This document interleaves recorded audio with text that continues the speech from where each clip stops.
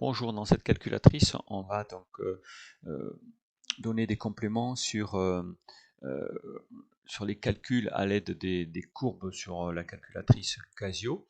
Donc j'ai marqué sur le cahier de texte ici. Donc si vous ne savez pas du tout tracer une courbe, de toute façon on va le voir dans la vidéo, mais je vous avais fait une vidéo il y a quelque temps, fonction Casio, où on apprenait à utiliser la calculatrice pour faire une courbe ou pour faire un tableau de valeurs. Je vous ai remis ici la fiche correspondante où vous voyez, vous l'avez cette fiche, sinon elle est sur le cahier de texte.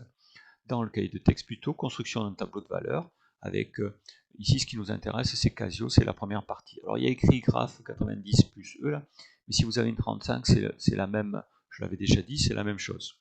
Alors on va utiliser en fait le cours qu'on a complété, hein, vous vous souvenez de ça, on a complété les 3 premières pages, on n'a pas complété ici, je vous mets donc dans le cahier de texte, ici, hein, vous l'avez, cours complet étude de fonction, vous avez donc ce que je vous montre en PDF. Donc ici, tracer la courbe, vous voyez calculatrice, revoir fiche. Alors là, je vous mets comment on peut tracer cette courbe, la courbe de cette fonction-là, sur Python. Donc vous pouvez sur Pythroid par exemple taper ça, ça va vous donner ce qui est là. Alors par contre, nous ce qui nous intéresse, c'est savoir trouver un antécédent. Par exemple, vous avez cette fonction-là. Cette fonction-là, je vous dis que elle part de 4 tiers jusqu'à plus l'infini. 4 tiers, c'est la valeur interdite. C'est-à-dire si vous remplacez x par 4 tiers ici, ça fait 0. Et vous savez que divisé par 0, ça n'existe pas. Je mets une double barre. Je vous dis que cette fonction elle est strictement décroissante, donc la courbe elle va descendre. Là, je vous demande de calculer f de 2, f de 3. f de 2, vous trouvez 2,5. f de 3, 1,4.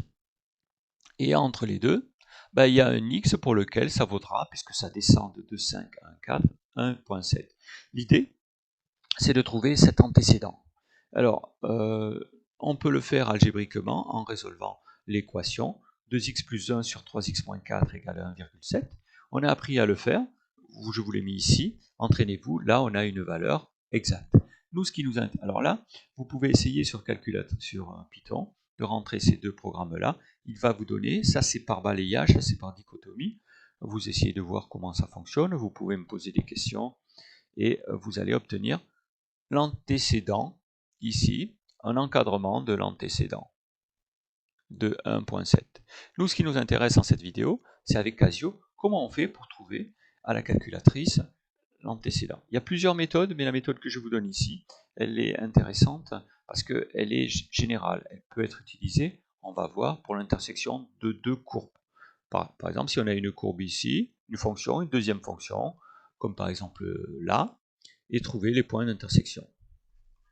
Alors, je vais rentrer cette fonction sur ma calculatrice. Alors, menu, il faut se souvenir, hein, graphe, ici, graphe, donc il faut aller à graphe. Et là, si vous avez quelque chose, là, vous pensez à l'annuler avec del. Par exemple, je ne sais pas, moi, imaginons que j'ai déjà rentré un truc ici. Si je me mets dessus, je fais del, effacer oui, et ça s'efface. Il faut avoir y1 ici. Si jamais vous avez fait n'importe quoi, vous avez yt ou je sais pas n'importe quoi, il faut faire type y. Tout ça c'est écrit dans la vidéo que je vous ai montré, que je vous avais faite avant. Alors je vais rentrer cette fonction là. Vous avez peut-être la touche ici en cliquant là qui va vous faire une fraction. Bon, moi c'est un ancien modèle ici, donc je vais soit utiliser cette touche là, mais vous voyez moi ça me fait un petit truc comme ça là. Vous, ça va vous faire certainement une écriture comme ça. Sinon, vous faites des parenthèses et vous divisez, vous utilisez la touche diviser. Alors, moi, je vais utiliser les parenthèses. 2, alors le x, c'est lui, plus 1. C'est lui le x, j'insiste, si vous prenez un autre x, par exemple en utilisant, si vous avez trouvé table de caractères, là, ça ne marchera pas. C'est lui le x, 3x moins 4. Là, j'ai rentré ma fonction. Première fonction. Ensuite, je veux, en fait, je vais tracer la droite, y égale 1,7, vous allez voir sur le dessin, comme si c'était une fonction, une deuxième fonction, et je vais trouver l'intersection. Alors je mets 1,7 tout simplement. Au passage, ça c'est l'équation de la droite. y égale 1.7. Alors maintenant, il faudrait que je règle la fenêtre. La fenêtre ici, alors ça part de 4 tiers à 1,3, et moi j'aimerais aller au-delà de 3 en fait, ici. Hein. Je vais faire de 0 à 5, comme ça je suis large. Et là, il faut que ce soit entre ça et ça. Je vais faire de 0 à 5, comme ça je suis tranquille. Ça va jusqu'à 0, 0 à 5, c'est même trop. Alors comment on fait? Fenêtre, window ici, Shift F3, et là j'ai Y min, max, X min, X max. Alors là je fais de 0 à 5, ça scale je le laisse, dot je n'ai rien à faire, je passe de 0 à 5. En fait vous allez voir sur le dessin à quoi ça correspond. Je fais entrée, draw, dessiner ici, et j'obtiens ça. Alors vous voyez, là ça fait 1, 2, 3, 4, 5. 1, 2, 3, 4, 5. Et mon point d'intersection, il est là. C'est un peu normal, il est entre, regardez, il est entre 2 et 3. 2 et 3. Il est entre 2 et 3. Et la hauteur ici, là, ça c'est 1,7. C'est la droite, y égale 1,7. Alors je veux ce point, intersection. Alors je vous ai mis la méthode ici. Alors elle est où cette méthode? Elle est là, ici. Alors Casio, on fait Shift F5, Gsolve. Gsolve, ça veut dire solve, on résout graphiquement. Solve, graphiquement. Résoudre graphiquement. Alors on fait résoudre graphiquement. Vous voyez, c'est là. Gsolve. Shift F5.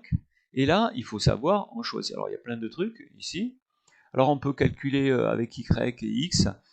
Peut-être que les plus curieux trouveront. Mais ma méthode, elle est bien parce qu'elle permet d'utiliser le fait que on peut chercher l'intersection de deux courbes. Donc c'est plus général.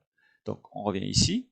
Vous voyez, bon, je n'ai pas fait des miracles. Hein. ISCT, alors il faut savoir, ISCT, intersection. Alors pour s'en souvenir, ça c'est facile, I comme intersection. Intersection, c'est le point où ça se coupe.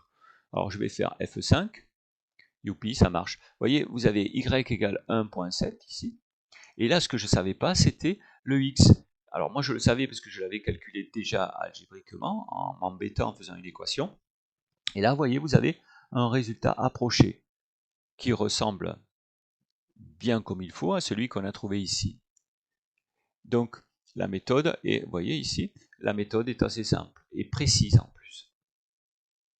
Alors, cette méthode, elle est intéressante parce qu'on peut aussi avoir l'intersection de deux courbes, pas seulement une ligne droite ici. Là, je fais del, et je fais par exemple la courbe qu'on connaît bien, la courbe x carré. X puissance 2. Je ne change pas la fenêtre, je regarde ici, et là c'est le début de, enfin c'est une partie de, vous voyez, de la parabole au carré, et là c'est toujours ma fonction. Je veux savoir le point où ça se coupe. En fait, comme j'ai cherché un peu ici, en regardant où ça se coupe.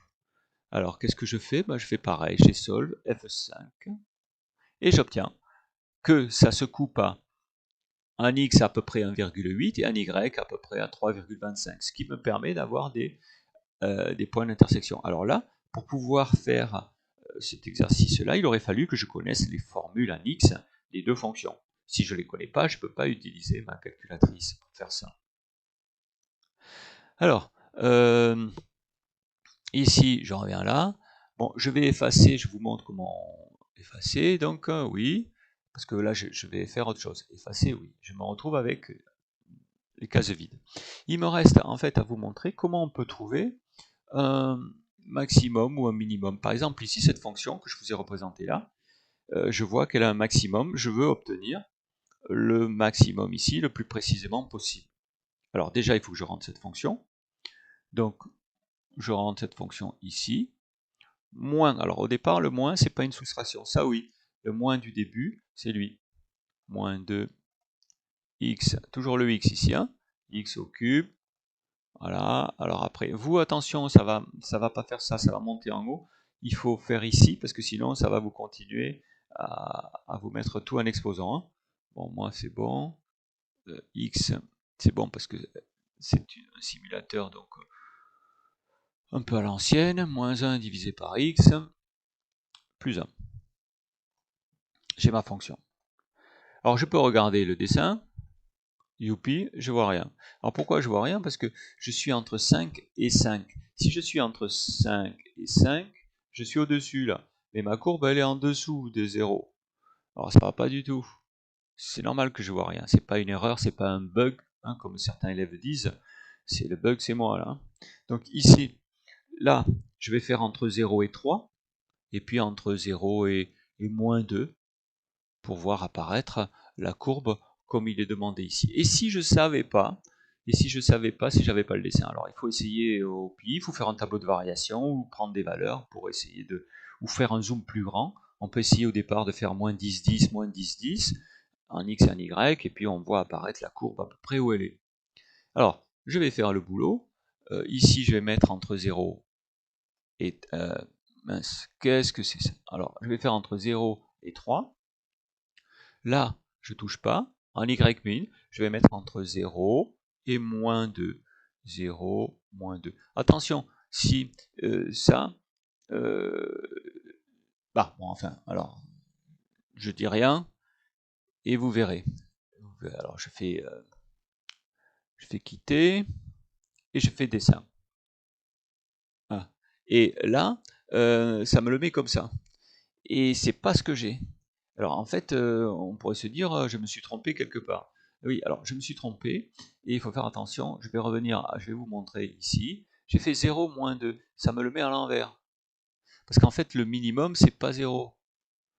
Le minimum, ici, c'est moins 2.